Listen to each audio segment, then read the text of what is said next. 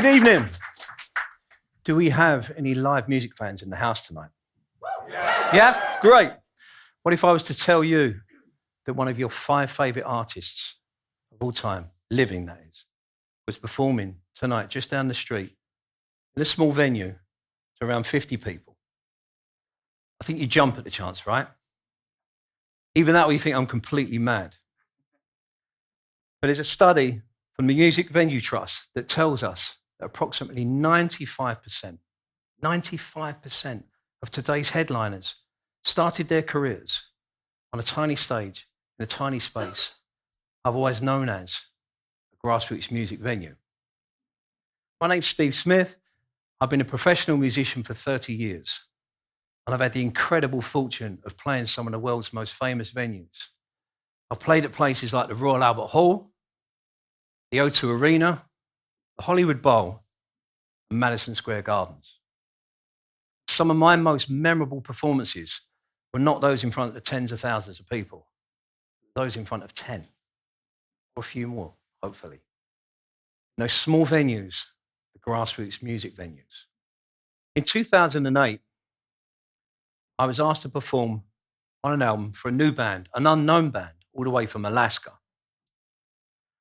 They were building this incredible reputation as an exciting live act. So I went down to see them perform at the Heavenly Social Club in London, where they played to around 30 people. Not that it mattered to them. They might as well have been playing a huge stadium that night. The energy, the passion, everything was there. The kind of place where there's no ego, just effort. There's no spectacle, just substance. There's no 50-foot video wall. There's no troupe of dancers, and there's no fireworks. And that night really stuck with me, because it's those kind of places where so many of our favourite artists actually start their careers, on those small stages in grassroots music venues. In my early years, I used to turn up at so many venues, where I'd walk up and I'd say, you know who stood on this stage? Or do you know who scribbled their name on the wall of the dressing room back there? Places like the Water Rats, where Oasis played to 150 people. Or the Dublin Castle in Camden, where Coldplay played to even less than that. The Kashmir Club, a place that never advertised who was playing there, but would have a line around the block just to get into a tiny basement, because you knew the talent and the kind of music you'd expect once you walked through that door. Record company executives, publishers, artist management, would come down with a chance that they could sign the next best thing. It was absolutely terrifying. There was nowhere to hide. It was absolutely vital. Every note, every lyric was heard.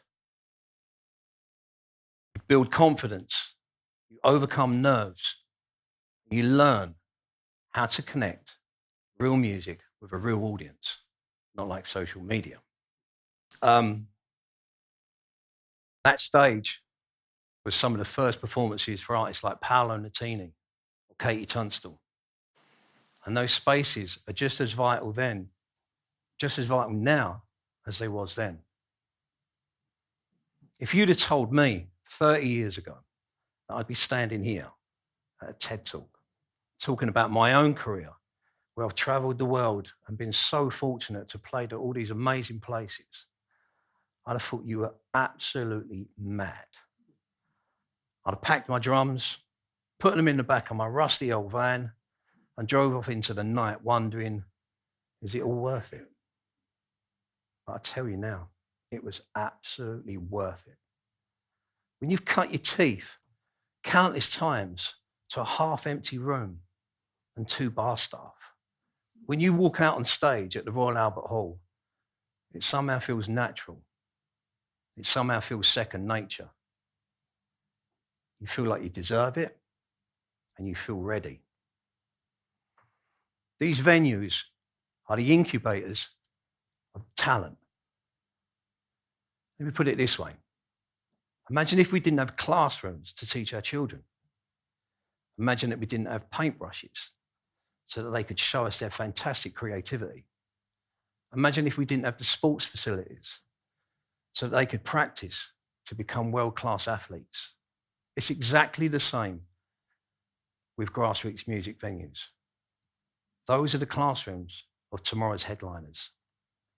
And I say this with absolute urgency. We must protect those spaces.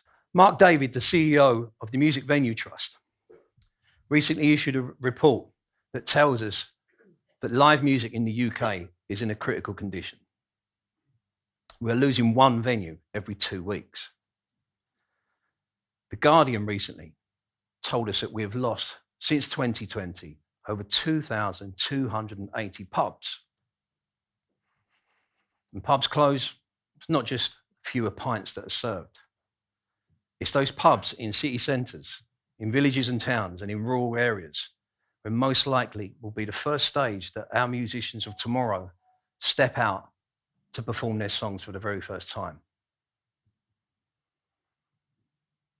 So the Music Venue Trust lobbied the government to pass an initiative that's called the Grassroots Music Venue Levy.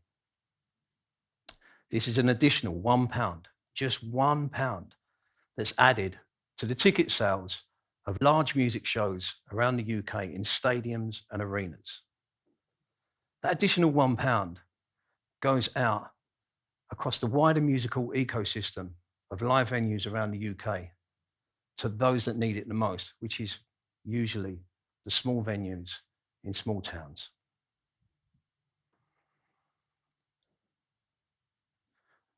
So in recent weeks and recent months, there's been growing awareness around this.